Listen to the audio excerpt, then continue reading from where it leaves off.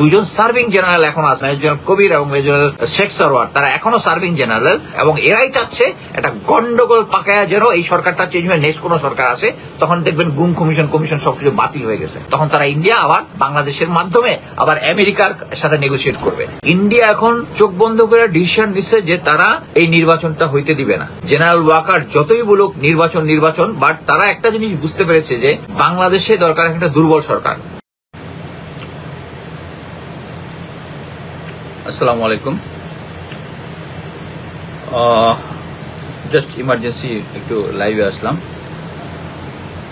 আমি অ্যাকচুয়ালি প্রথমেই আমি বলি যে নূরের উপর যে হামলাটা হয়েছে, আমি ভিডিও একটা দেখলাম, পুলিশ এবং সেনাবাহিনী আইএসপিআর যে বিবৃতিটা দিয়েছে ওটার মধ্যে বলেছে যে কি সেনা সদস্য পুলিশ সদস্য আহত হয়েছে, বা তাদের হাতে যে নূর আহত হয়েছে সেটা কোনো উল্লেখ নেই।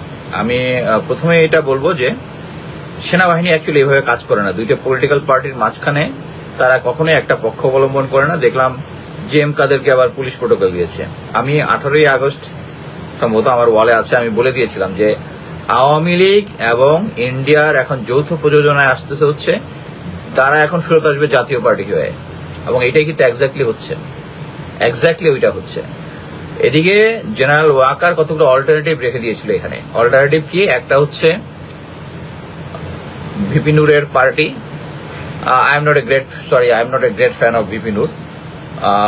তার বিভিন্ন জায়গায় টাকা পয়সার অনিয়মটা আমার কাছে বিশ্বাসযোগ্য মনে হয়েছে, বাট এই কারণে আমার কাছে শুধু সন্দেহ হয় যে এই ঘটনাটা ঘটেছে অ্যাকচুয়ালি নূর জাতীয় পার্টির মতো দলকে গিয়ে তার অফিস গিয়ে দখল নিবে বা ওখানে একটা এনার্কি করবে, এই স্ট্রেংথ তার নাই। তাহলে কেন ওখানে গিয়েছিল?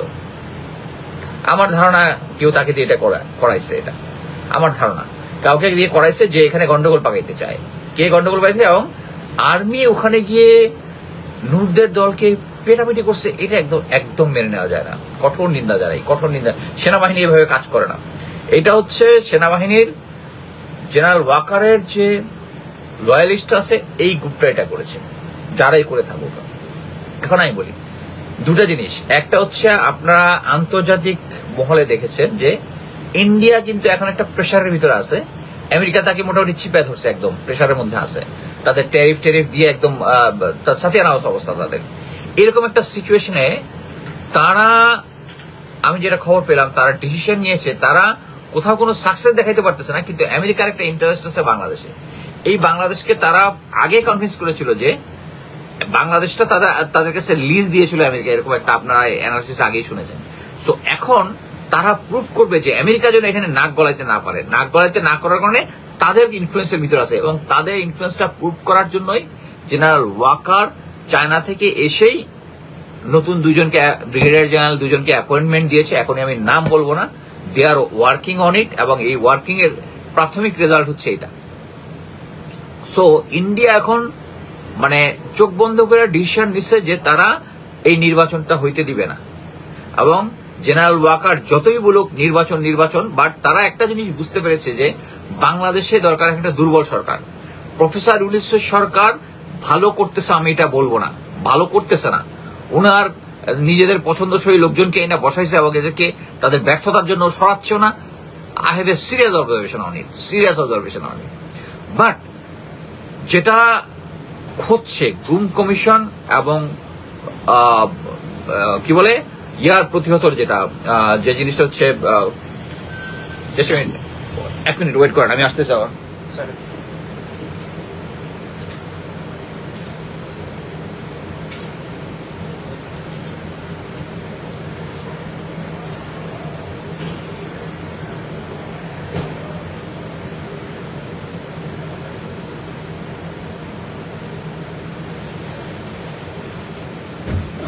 সরি, আমি কাজে আছি। আচ্ছা, গুম কমিশন এবং পিলখানা হত্যাকাণ্ড, দে আর ওয়ার্কিং গুড, এবং এটার সাথে ইন্ডিয়ান লিঙ্কেজ জড়িত।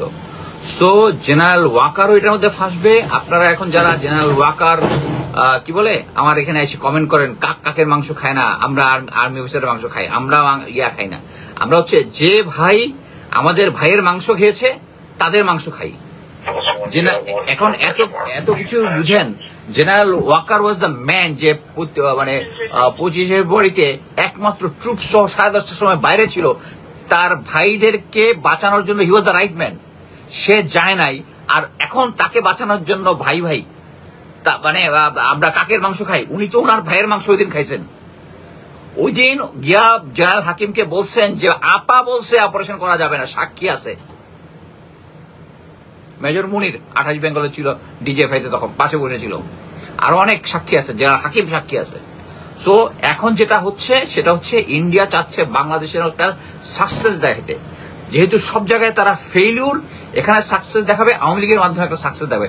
তারা এই নির্বাচনটা পণ্ড করতে চাচ্ছে, যে নির্বাচন করার পরে বিএনপিকে তারা একটা অংশ কন্ট্রোল করলেও ফুললি তারা কন্ট্রোল করতে পারবে না, এবং তারা বুঝে গেছে বিএনপি পাওয়ারে আসবে, এবং এটা যেন না আসতে পারে এই জন্যই এই ক্রাইসিসটা করতেছে।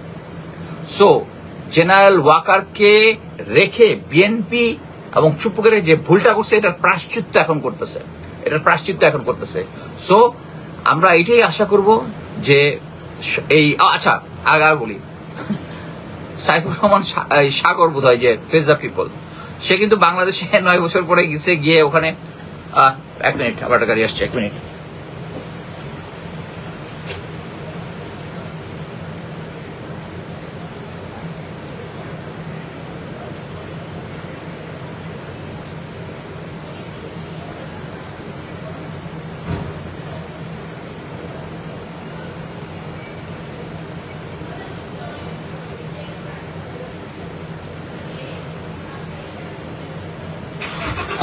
Sorry, face the people Saifur Rahman Sagar দেখলাম আজকে একটা লাইভ করলো, সে কিন্তু বাংলাদেশ যাওয়ার পরে ডিজিএফআই এর সাপোর্টে কিন্তু ঢাকা একটা অফিস করে মোটামুটি ভালোভাবে বসছে, এবং সে অনুযায়ী কাজ করতেছে, মানে জেনারেল ওয়াকার এবং গোয়েন্দা সংস্থা বলতেছে ওইটা।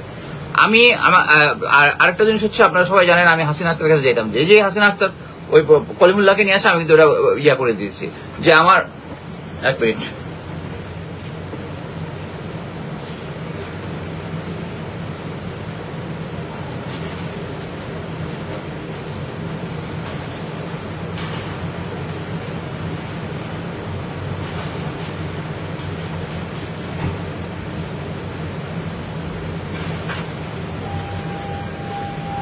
আমি নিজে প্রতিজ্ঞাবদ্ধ যে আমার যেটা বলার এটা দরকার হলে আমার চ্যানেল বলবো, আর কোনো যাওয়ার দরকার নেই। হাসিনা আক্তার ওই প্রফেসর কলিমুল্লাহকে ডেকে এনে মোটামুটি ডিজিএফআই এর বন্দনা বা ওই ইয়াগুলো করতেছিল, সো আমি ওখানে যাওয়া বন্ধ করে দিচ্ছি। সো আমি যেটা সত্য আমি দরকার হলে শুধু আমার চ্যানেলে বলবো, বাট এখন যেটা হচ্ছে বাংলাদেশের যে সিচুয়েশন, সেই সিচুয়েশনে ইন্ডিয়া আবার কন্ট্রোল নিয়ে নিচ্ছে জেনারেল ওয়াকারের মাধ্যমে। এটা আমি বারবার বলেই যাব। এখন তারা এই নির্বাচনকে বানচাল করার প্ল্যান করেছে, এবং নির্বাচন যদি হয়ে যায় তাহলে কিন্তু একটা স্টেবল গভর্নমেন্ট আসবে। স্টেবল গভর্নমেন্ট আসলেই তখন এফেক্টিভ কন্ট্রোল করা যাবে না। যদি একটা এখন আচ্ছা, যেটা বলতেছিলাম, সাইফুর সাগর যে সে একটা থিওরি দিল যে এখন আগামী 1 বছরের জন্য একটা নির্বাচন বাদ 1 বছর একটা জাতীয় সরকার গঠন করার জন্য। আমার ধারণা এই জাতীয় সরকার এখন যেটা করবে তার মধ্যে প্রফেসর ইউনূস থাকবে না, এবং তারা তাদের মতো আগে যেরকম ওই যে তারা আসিফ নজরুলকে প্রধান উপদেষ্টা বানাতে চাইছিল, সে আর জেনারেল হামিদ মিলা, এরকম একটা সরকার চেঞ্জ হলে তখন তারা নিজেদের মতো করে, এখন যেহেতু তাদের যে প্রভাব প্রতিপত্তি আছে এটা তো মিলিটারির প্রতিটা ইয়াতেই দেখা যাচ্ছে, প্রতিটা অ্যাকশনেই দেখা যাচ্ছে, প্রত্যেকটা জায়গার মধ্যে। না হলে দেখেন, আমি শিওর যে বর্তমান পরিস্থিতিতে এই যে হোম মিনিস্টার হোম উপদেষ্টা যেটা নিয়ে আছেন লেফটেন্যান্ট জাহাঙ্গীর স্যার, আমি কনফার্ম যে উনি গতকালকের যে নূরের উপর যেটা হয়েছে এটা অনুমোদন করেননি। তাহলে কেমনে হইল? সো দেশে কি 2টা গভর্নমেন্ট চলতেছে, একটা আর্মি একটা civil? I am sure Jahangir sir এটা অনুমোদন করেননি, যে এবং সেনাবাহিনী ইয়াকে কি বলে জাতীয় পার্টিকে শেল্টার দিচ্ছে আর নূরদেরকে পিটাইছে। আমার ধারণা নূরও এই টোপটা খেয়েছে, তার তো মাইর খাওয়ার আগে থেকে অভ্যাস আছে, কেউ তাকে টোপ দিয়ে দিচ্ছে না। আদারওয়াইজ নূরের মতো একটা দল, ছোট দল গিয়া সে গিয়া জাতীয় পার্টি দলকে অফিস দখল করে নিবে বা এরকম একটা কিছু করবে?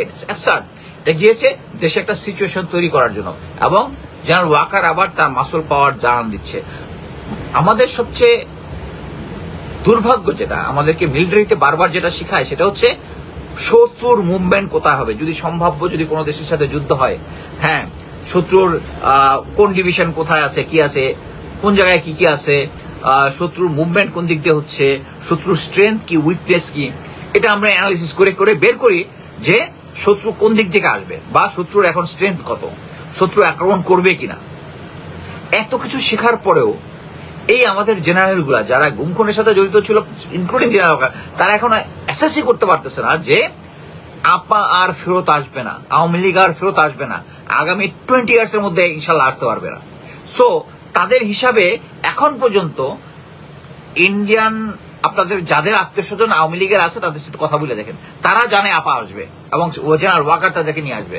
আর মাঝখানে কয়েকদিন ধরে একটা মানে কুসুম কুসুম ইয়া টাইপ জেনারেল ওয়াকারের বিরুদ্ধে এসে কথা বলে গেছে আওয়ামী লীগের কয়েকটা পান্ডা।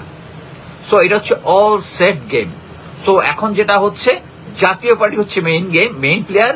এখন জাতীয় পার্টি মেইন প্লেয়ার হয়ে বাকি যে দুইটা দলকে, একটা দলের নাম বলবো না, একটা ছিল নূরের পার্টি, তাদেরকে রেডি করছিল যে এরা মিলিটারির মধ্যে মিলিটারির কিছু লোকজন থাকবে, তারা যাবে, তারা এই কি বলে সফট আওয়ামী লীগ বা কি বলে রিফাইন আওয়ামী লীগ, এখন নাম চেঞ্জ করে ওই নামে তারা যাবে। বাট এটা এখন ইয়ার থেকে ডিসিশন আসছে যে এটা জাতীয় পার্টি হইতে হবে। সো এটারই সাপোর্ট দিচ্ছে জেনারেল ওয়াকার। আমি আবারও নূরের সুস্থতা কামনা করি। এটার যে যারা এই তাকে এভাবে মারধর করেছে, আমি মনে করি এটার বিচার হওয়া উচিত। এটা যদি বিচার না হয়, সেম গুম খুনের বিচার সেনাবাহিনী এই ধরনের কাজ করলে পার পেয়ে যায়, তাকে বলতে হবে যাদেরকে, যারা এই অনগ্রাউন্ডে সৈনিকরা কাজটা করেছে, অফিসাররা কাজটা করেছে, তাদেরকে বলতে হবে তাকে কে আদেশ দিয়েছে এটা করার জন্য। এবং আমি মনে করি লেফটেন্যান্ট জেনারেল জাহাঙ্গীর স্যারের এখন উচিত এটা নিয়ে ইনভেস্টিগেট করে এই জিনিসটা ক্লিয়ার বের করা। স্যার আপনার কাছে পাওয়ার আছে, সেই পাওয়ারটা এক্সারসাইজ করেন বাংলাদেশের জন্য।